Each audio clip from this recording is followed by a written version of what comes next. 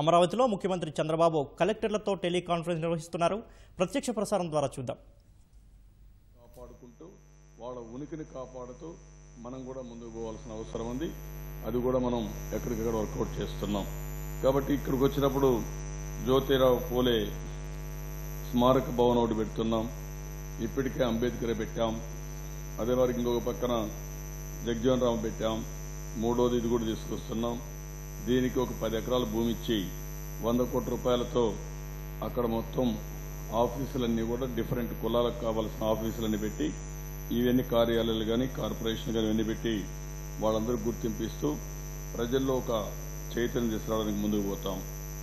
SC ST sub plan మరిగానే BC sub plan కూడా తీసుకొస్తున్నాం.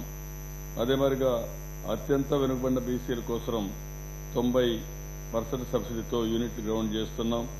30 నుంచి 50 వేల రూపాయలు పెంచాం. ఇంకొక పక్కన మోస్ట్ బ్యాక్వర్డ్ క్లాసెస్ ఎవరైతే ఉన్నారో ఎస్సీస్ వర్గం వాళ్ళకు కూడా ఒక 100 యూనిట్లు కరెంటు ఉచితంగా ఇస్తున్నాం.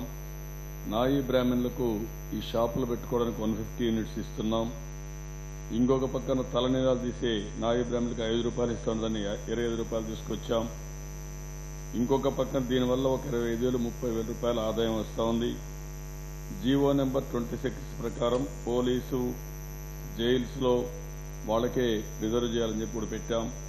రజకుల లాండ్రీలకు కూడా 150 యూనిట్లు ఉచితంగా ఇస్తాం. స్వర్ణకారులకు ఒక 100 యూనిట్లు ఉచితంగా కరెంట్ ఇవ్వడం. ఇదే మరి ఇంకో పక్కన ఫిషర్మెన్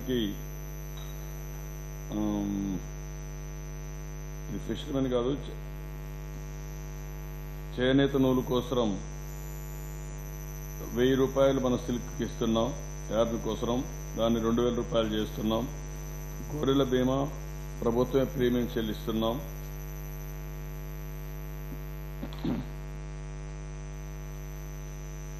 వయోపరిమితి స్వయం ఉపాధిలో 50 నుంచి అందరికీ 67 పెంచుతున్నాం. ఇంకొక పక్కన ఎంఎస్ఎంఈ పార్కుల్లో ఆల్ కమ్యూనిటీస్ రిజర్వేషన్స్ పెట్టి ఎంఎస్ఎంఈలని ఇచ్చేసి వాళ్ళకు ప్రత్యేకమైన పాలసీ తీసుకొచ్చి ఇన్సెంటివ్స్ ఇచ్చి అందులో సబ్ సెక్షన్ మళ్లీ 1/3 ఉమెన్కి పెట్టి ఇదే మరిగా దీన్ని ప్రాపర్ గా ఇప్పుడు వచ్చే ఎంఎస్ఎంఈలు ఏవైతే ఉన్నాయో కాన్స్టిట్యున్సీ నియోజకవర్గంలో వాటిలో ప్రాధాన్యత ఇస్తున్నాం.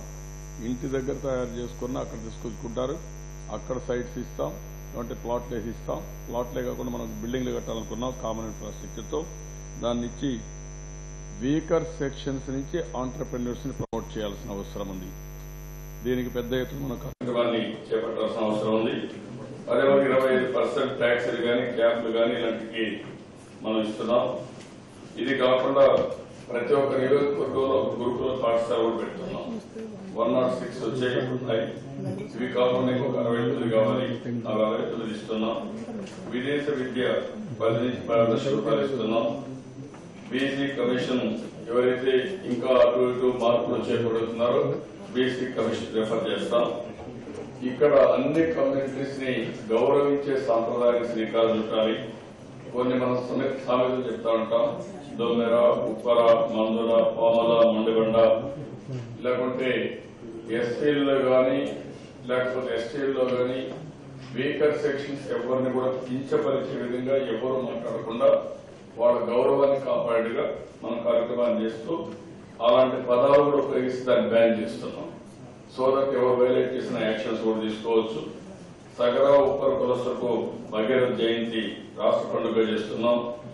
ఇప్పుడు డోలు మరియు నాదస్వరం. ఇక్కడ నేను మిమ్మల్ని కోరేదంటే over a period of time different communities different ways లో మీరు చూస్తే చేతి వృత్తులు కుల వృత్తులు చాలా వచ్చాయి. That is the knowledge. ఆ నాలెడ్జ్ ని మనం ఇగ్నోర్ చేసేసాం.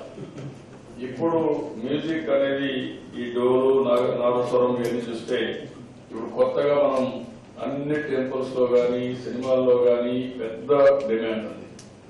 అలాంటివి మనం ఇగ్నోర్ చేసే పరిస్థితి వచ్చింది. ఇప్పుడు మీరు విజయనగరంలో ఆ రోజు ఒక మ్యూజిక్ కాలేజ్ పెడితే ఘంటసాల, సుశీల అందరూ అక్కడి నుంచి వచ్చినట్టే. That is the beauty of that music school.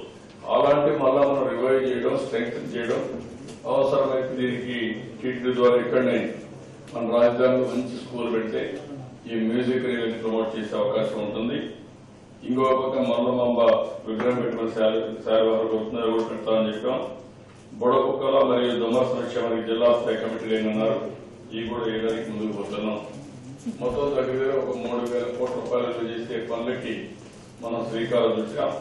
ఇవన్నీ కూడా జీవోలు ఇష్యూ చేసిన జీవోల్ని ఇమీడియట్ గా అమలు చేయడం, ప్రజల్లోకి వెళ్ళేట్టుగా అన్ని ఒకటేసారి కాకుండా ప్రజల్లోకి వెళ్ళేట్టుగా ఎవ్రీడే ఒక 2-3 జీవోలు తీసుకొచ్చి ఒక పద్ధతి ప్రకారం మనం అవేర్నెస్ తీసుకొస్తే బ్రహ్మాండమైన ఇంపాక్ట్ ఉంటుంది. మనం పనులు చేయడం ఎంత ముఖ్యమో ఆ పనులన్నీ ప్రజల్లోకి తీసుకుపోవడం కూడా అంతే ముఖ్యం. అందుకే ఇది ఒక హిస్టారికల్ నిర్ణయం. ఇది మీరందరూ గుర్తుపెట్టుకోవాల్సిన అవసరం ఉంది. ఇక్కడ 2 విషయాలు మీరు డిపార్ట్మెంట్ గుర్తుపెట్టుకోవాల్సింది. మామూలుగా గవర్నమెంట్స్ ఏం చేస్తారంటే ఎలక్షన్ మేనిఫెస్టో పెట్టుకొని చేస్తాం, మళ్ళా మేము స్టే చేస్తామని. నేను ట్రెండ్ మార్చింది ఏంటంటే ఎలక్షన్ మేనిఫెస్టోలో 5 ఏళ్ళు ఏం చేస్తాను చెప్తూనే ఇప్పుడు ఇమ్మీడియట్ గా ఏం చేయగలుగుతామో ఎలక్షన్ ముందే ఇంప్లిమెంట్ చేసేది. So that public satisfaction will be very high. అందుకనే ఇక్కడ ఇంతవరకు ఎక్కడ జరగలేదు, మనం చేయగలిగాం. I'm very happy. దానివల్ల పాజిటివ్ గా పబ్లిక్ లో మూడ్ వచ్చింది. Very good response. దీన్ని ఆల్ డిపార్ట్మెంట్స్ మీరందరూ కూడా ఒకసారి రిపోర్ట్ చేసుకుని పూర్తిగా ఇంప్లిమెంట్ చేయాల్సిందిగా మరొకసారి కోరుకుంటూ ఇప్పుడు ఆర్టీజీ నుంచి స్టార్ట్ చేద్దాం. ఆర్టీజీలో ఏవైతే ప్రాబ్లమ్స్ ఉన్నాయో మనకి టైం కూడా తక్కువ ఉంది సార్. దావోస్ విజిట్ మీద ఒక నిమిషం డాక్యుమెంట్ ఉంది సార్. బికాజ్ అక్కడ -20 లో వర్క్ చేసి వచ్చాము. ఓకే, ఎంత దూరం పోయావు హ్యాపీగా. ఆంధ్రప్రదేశ్ ఐటీ గ్రామీణాభివృద్ధి శాఖ మంత్రి నారా లోకేష్ నేతృత్వంలో ఆంధ్రప్రదేశ్ ఉన్నత స్థాయి బృందం దావోస్ పర్యటన విజయవంతమైంది. ఏపీలో పెట్టుబడులు పెట్టేందుకు ఉన్న అవకాశాన్ని దావోస్ లో వేదికగా ఫోకస్ చేయడంలో మంత్రి లోకేష్ టీం అంతర్జాతీయ సమాజాన్ని విశేషంగా ఆకర్షించింది. పలు అంశాలపై లోకేష్ బృందం అందించిన ప్రజెంటేషన్లపై సానుకూలంగా స్పందించడమే కాదు, ఏపీలో పెట్టుబడులు పెట్టేందుకు పలువురు పారిశ్రామిక దిగ్గజాలు ముందుకొచ్చారు. ఆ వివరాలు ఒకసారి చూద్దాం. దావోస్ వరల్డ్ ఎకనామిక్ ఫోరం సదస్సులో మంత్రి నారా లోకేష్ ప్రత్యేక ఆకర్షణగా నిలిచారు. ఆంధ్రప్రదేశ్ ముఖ్యమంత్రి చంద్రబాబు నాయుడు గారి తరఫున ప్రపంచ ఆర్థిక సదస్సులో పాల్గొన్న లోకేష్ అనేక ప్రఖ్యాత సంస్థల అధిపతులతో సమావేశమయ్యారు. ఏపీలో పెట్టుబడులకు ఉన్న అవకాశాలు, అభివృద్ధిలో టెక్నాలజీ పాత్ర, వినూత్న ఆవిష్కరణలు వంటి పలు అంశాలపై లోకేష్ ఇచ్చిన ప్రెజెంటేషన్లను వివిధ దేశాల పారిశ్రామికవేత్తలు ఆసక్తిగా గమనించారు. ఏపీలో పెట్టుబడులు పెట్టేందుకు సంసిద్ధత వ్యక్తం చేశారు. ఏపీలో జిందాల్ గ్రూప్ 3,500 కోట్ల భారీ పెట్టుబడికి సిద్ధమైంది. ప్రకాశం జిల్లాలోని రామాయపట్నం జెట్టి నిర్మాణంతో పాటు పోర్టు నుంచి బళ్ళారిలో తమ ఉక్కు కర్మాగారం వరకు బొగ్గు, ముడి ఇనుము తదితరాలను తరలించేందుకు ఒక స్లరీ పైప్ లైన్ కూడా నిర్మించనుంది. జెట్టీకి 1000 కోట్లు, స్లరీ పైప్ లైన్ నిర్మించడానికి 2,500 కోట్లను పెట్టుబడిగా పెట్టనుంది. ఈ మేరకు రాష్ట్ర ఐటీ మంత్రి లోకేష్ సమక్షంలో Jindal company, APEDB maritime infrastructures development authority, రాష్ట్ర మౌలిక సదుపాయాల శాఖలతో ఒప్పందాలు చేసుకున్నారు. దేశంలో అత్యంత భారీ డేటా సెంటర్ ను ఆంధ్రప్రదేశ్ లో ఏర్పాటు చేసేందుకు అదానీ కంపెనీ ముందుకొచ్చింది. ఈ క్రమంలో Adani group MD, CEO Anil సార్దనాతో లోకేష్ భేటీ అయ్యారు. డేటా సెంటర్ ఏర్పాటుకు సంబంధించిన అంశాలతో పాటు మరిన్ని విషయాలను లోకేష్ బృందంతో సార్దనా పంచుకున్నారు. రాష్ట్రంలో చాలా వేగంగా అనుమతులు ఇస్తున్నారని, అంతే వేగంగా డేటా సెంటర్లు ఏర్పాటు చేయాలనే లక్ష్యంతో ముందుకెళ్తున్నామని లోకేష్ కు తెలిపారు. అమరావతి అభివృద్ధిలోనూ రాష్ట్ర ప్రభుత్వంతో కలిసి పనిచేయాలని నిర్ణయించుకున్నామన్నారు. రాజధానిలో పెట్టుబడుల అవకాశాలపై వివరించేందుకు Deloitte global chairman David Cruickshank తో లోకేష్ భేటీ అయ్యారు.